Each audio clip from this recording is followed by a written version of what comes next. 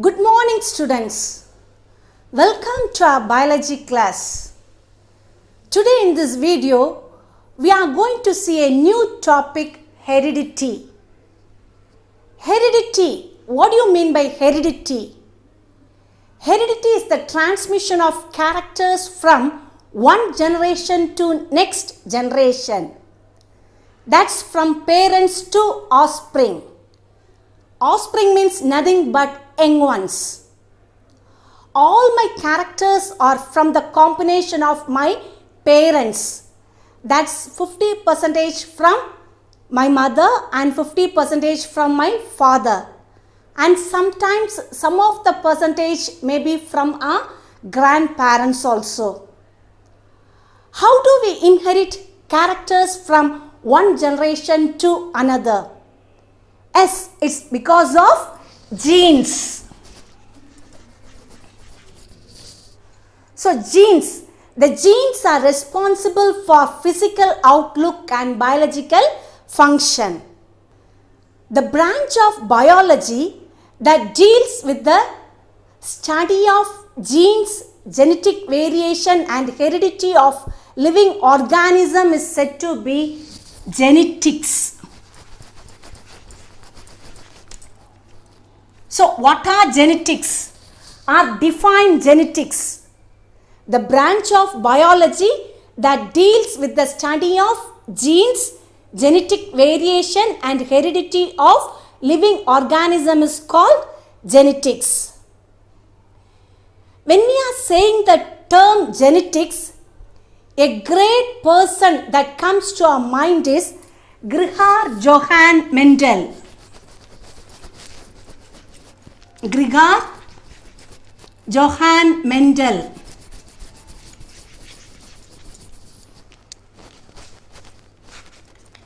Gregor Johann Mendel. And this Gregor Johann Mendel, he is said to be the father of genetics. So Gregor Johann Mendel, he is said to be the father of genetics. So who is said to be the father of genetics? Gregor Johann Mendel. Gregor Johann Mendel, he is said to be the father of genetics. Now let us see the life history of Gregor Johann Mendel. Mendel was born in the year 1822. Mendel was born in the year 1822 in a farmer's family in Czechoslovakia. After finishing his high school at the age of 14, he entered Augustinian monastery as a priest. From there, he went to the University of Vienna for higher studies in physics, mathematics and natural science.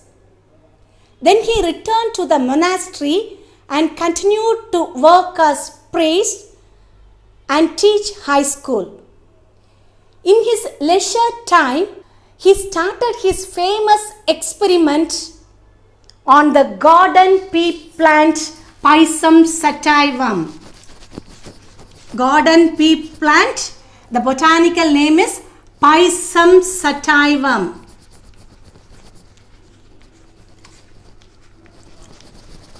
So what's the botanical name for pea plant? Pisum sativum. So in his leisure time, he worked on the garden pea plant Pisum sativum. So he conducted his experiments for about 9 years. He had worked on nearly 10,000 pea plants. 10,000 pea plants of about 34 varieties. So he has worked on about 10,000 pea plants of 34 different varieties. Mendel noted that they differ from one another in many ways.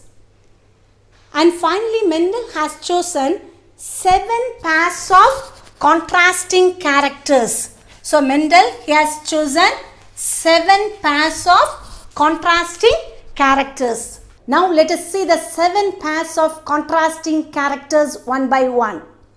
So here the 7 pairs of contrasting characteristics are seed shape, seed color, seed coat color, pod shape, pod color, flower position, stem length. Now when you are taking the seed shape, the shape it may be dominant or recessive. So here dominant means the character which express itself. The character which express itself is said to be dominant. Recessive means the character which is masked or hidden, that is said to be recessive. So recessive means the character which is masked or hidden. So here when you are taking the seed shape, it may be round or wrinkled. Similarly, seed color, it may be yellow or green. Seed coat color, it may be colored or white. Pod shape, it is inflated or constricted. Pod color, it may be green or yellow. Flower position, axillary and terminal. Stem length, tall and dwarf. So here when you are writing this dominant character, for example when you are taking the tall and dwarf. So here you see tall, it is written as capital T, capital T. So this is a dominant character. The dominant character it is always expressed in capital letter. Similarly dwarf, that is written in small, that is written as small t, small t. So it's a recessive character. Coming to the reasons for Mendel's success. So the reasons for Mendel's success.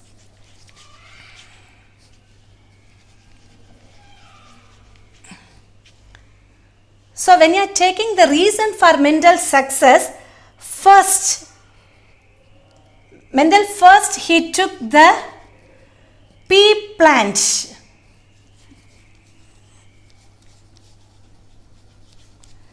So what's the botanical name for pea plant? Pisum sativum. And this pea plant, they are self-pollinating plant.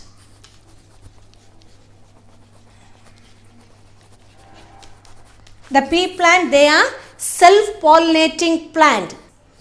Then the lifespan, there is a short lifespan. Short lifespan. The lifespan is very short. And again, it is easy to cross-pollinate. Easy to cross-pollinate. So cross-pollination. What do you mean by cross-pollination? Transfer of pollen grains from anther to stigma of different plants. That is said to be cross-pollination. Since there is self-pollination, it is easy to cross-pollinate so that it will be getting different varieties. And the flowers, they are bisexual. Flowers are bisexual. So bisexual means both male and female reproductive organs are present in the same flower. So these are the reasons for Mendel's success. So first he had chosen the pea plant. Then the plant, it is a self-pollinating plant. So it is getting pure breeding varieties. What about the lifespan? It's a very short, it is having short lifespan. Then it is easy to cross-pollinate. And what about the flowers? The flowers are bisexual. Now let us see the monohybrid cross. Mendel has chosen 7 pairs of contrasting characters, isn't it? Of the 7 pairs of contrasting characters, he has chosen only 1 pair for the monohybrid cross. So define monohybrid cross. Crosses involving inheritance of only 1 pair of contrasting characters are called monohybrid cross. So crosses involving inheritance of only one pair of contrasting characters are called monohybrid cross. For example, cross between tall and dwarf plants.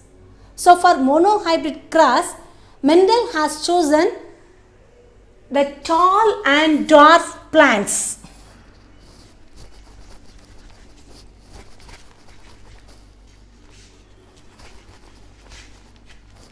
For monohybrid cross, Mendel has chosen tall and dwarf plants.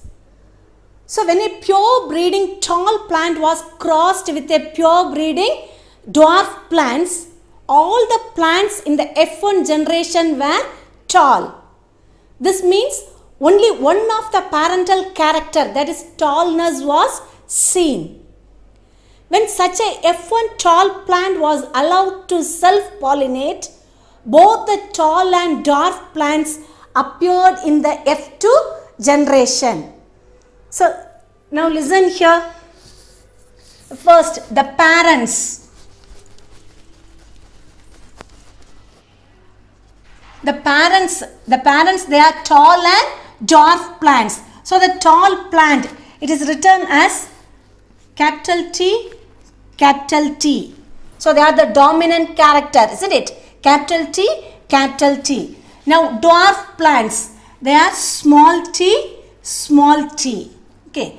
So tall, this is homozygous tall. Homozygous tall and homozygous dwarf. Now coming to the gametes. So gametes, the parents, they are tall and dwarf. Coming to this gametes, the gametes are segregated, are separated. So here you see T, small t. Okay. Now coming to the F1 generation. So in the F1 generation, we are getting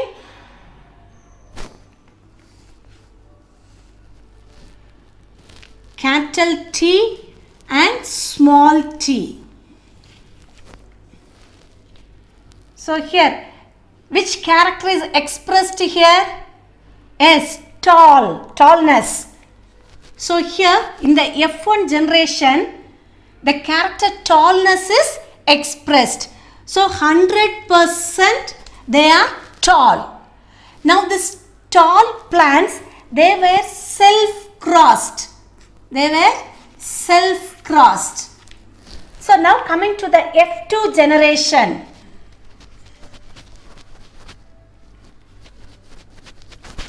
Now coming to the F2 generation. So see, in this F2 generation, how we are getting this capital T and this capital T. They come join together. So capital T, capital T. They are the dominant tall. Next, this capital T and this small t. Capital T, small t. Then this small t and this capital T. And next, this small t and this small t. So these characters were appeared in the F2 generation. So see, now come on, tell me, what are these characters?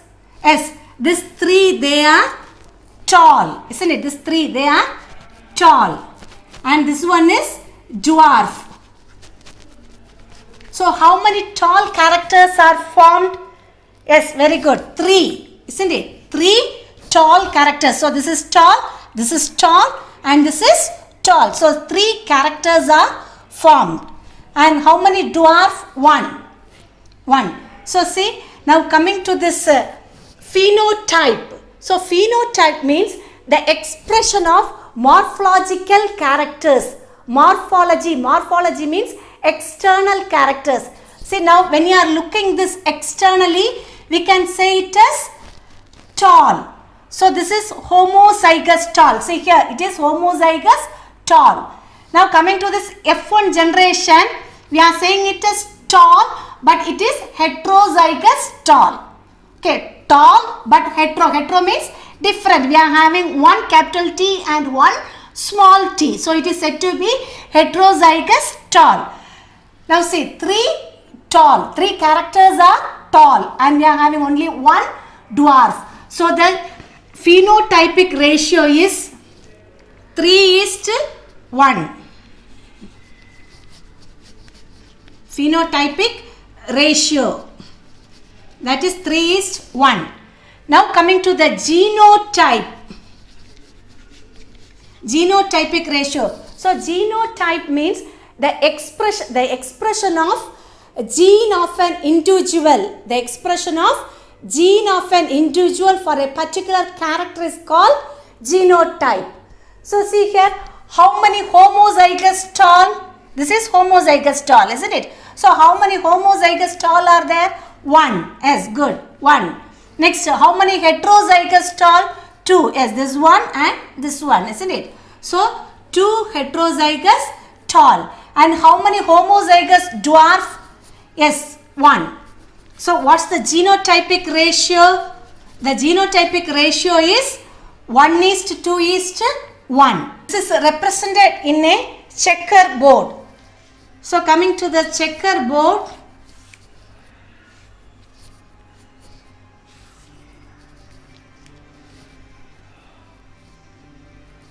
so here this is male and this is female.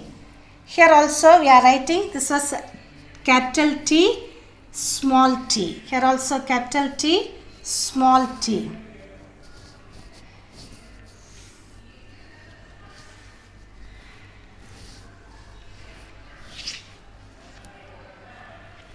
So now, come on, tell me, this tall, it is crossed with this tall, isn't it? So, capital T.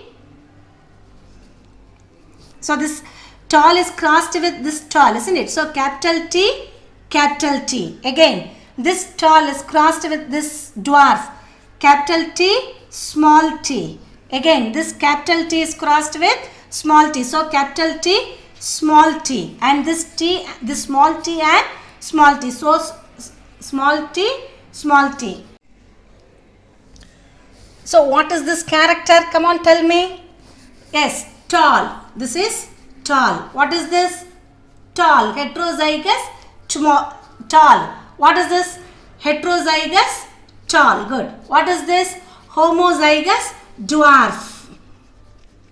So how many tall characters are here? 1, 2, 3. So 3 tall, isn't it? And how many homozygous dwarf is here? Only 1. So see, the phenotypic ratio is 3:1. 3 tall, 1, 2, 3. 3 tall and 1 dwarf. Now genotypic ratio, genotypic, this is homozygous tall, only 1. Next, heterozygous tall, there are 2, 1, 2. So 2, 1:2:1, 1 dwarf, 1. So again coming to this monohybrid crosses involving inheritance of only one pair of contrasting characters are called monohybrid cross. And here for example, the cross between tall and dwarf plants. So see here the parents, when a pure breeding tall plant is crossed with